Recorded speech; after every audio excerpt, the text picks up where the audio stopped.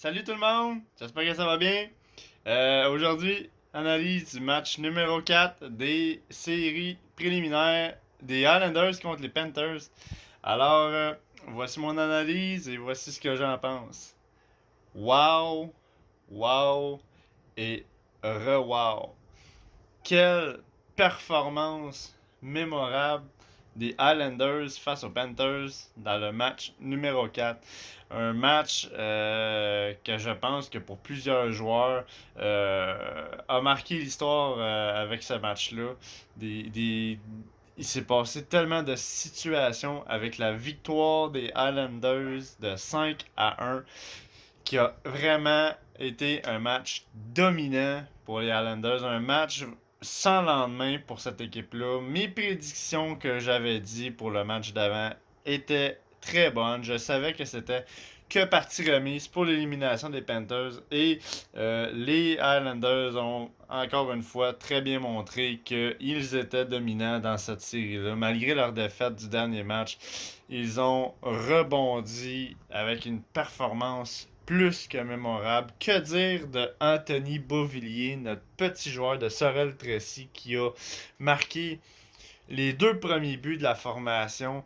Vraiment très belle performance. Ça aurait peut-être été capable de faire même un tour du chapeau si ça aurait été possible pour lui. Premier but d'Anthony Beauvillier, deuxième but à la suite de Anthony Beauvillier. Ça a vraiment donné le ton au match. Le momentum appartient à Anthony Beauvillier pour ce match-là. Ensuite de ça, but de Brock Nelson en jeu de puissance. Vraiment, 3-1 Highlanders.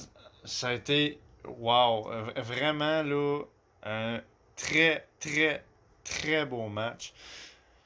Troisième période, un but de Matt Barzal. Le but que j'étais content de voir.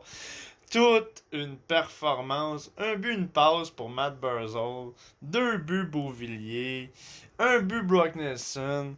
Pour terminer en filet désert avec encore une fois un autre but de Jean-Gabriel Pajot. Pour finir 5-1. Qu'est-ce que je peux dire des Panthers? Les Panthers n'étaient pas présents les deux premières périodes. Oh, vraiment, domination totale en ligne offensive pour les Highlanders. Presque pas de tir au filet des Panthers. La défense, encore une fois, extrêmement solide des Highlanders. Ont vraiment donné aucune opportunité aux Panthers de s'approcher du filet de Varlamov. Et, encore une fois, je dois lever mon chapeau. Performance spectaculaire de l'arrêt de Ryan Pollock. Un arrêt où le but était complètement ouvert pour Alexander Barkov qui aurait pu marquer un deuxième but des Panthers et ça aurait vraiment changé tout l'aspect du match. Mais quel effort! Deuxième souffle pour Ryan Pollock. Arrêt bloqué avec le bâton en plongeon en avant du filet fait dévier la rondelle, ce qui a vraiment empêché Barkov de marquer euh, un deuxième but. Et même chose s'est produite en fin de rencontre avec Scott Mayfield. Il restait environ 30 secondes au match. Scott Mayfield, même chose, fait le même style d'arrêt pour protéger leur gardien de but vers là-bas. Encore une fois, la défensive aucune faille dans cette équipe-là. La défense des Highlanders est phénoménale. Et offensivement, les Highlanders ont prouvé que autant que c'est une équipe dominante en défense, autant qu'ils ont montré vraiment une très grosse dominance au niveau offensif. Ils ont terminé le match, je crois, avec 40 ou 41 lancés au filet sur 23 ou 24 que les Panthers ont fait. Alors, une équipe, les Highlanders ont vraiment dominé offensivement, ils ont vraiment dominé défensivement. Les Panthers, malheureusement, n'avaient pas les éléments pour remporter cette série-là. Et c'est ce qui fait que les Highlanders de New York ont remporté le premier round qualificatif et ont éliminé les Panthers. Maintenant, le vrai travail va commencer avec la vraie première round des séries. Et j'ai vraiment hâte de voir comment est-ce que les Islanders vont commencer le premier round des séries. Honnêtement, j'ai hâte de voir ses performances avec ce que je viens de voir dans ce match-là. L'énergie déployée par tous les joueurs des Islanders. Je serais pas surpris qu'encore une fois, les Islanders réussissent à faire quelque chose de beau pour le premier round des séries.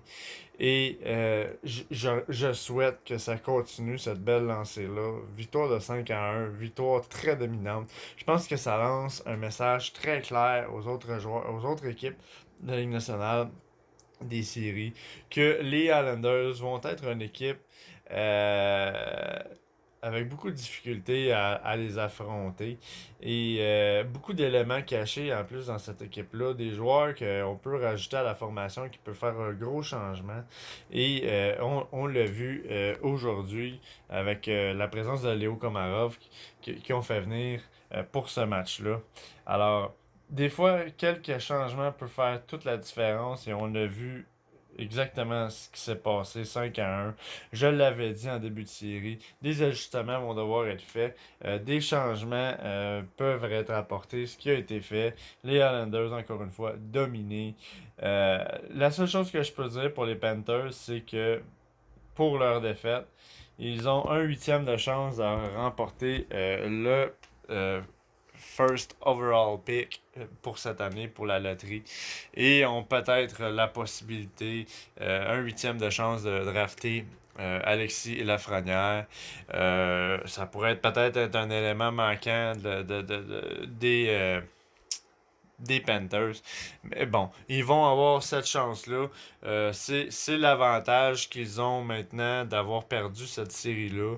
Alors, qu'est-ce qui va se passer à la suite? Ça va être à suivre.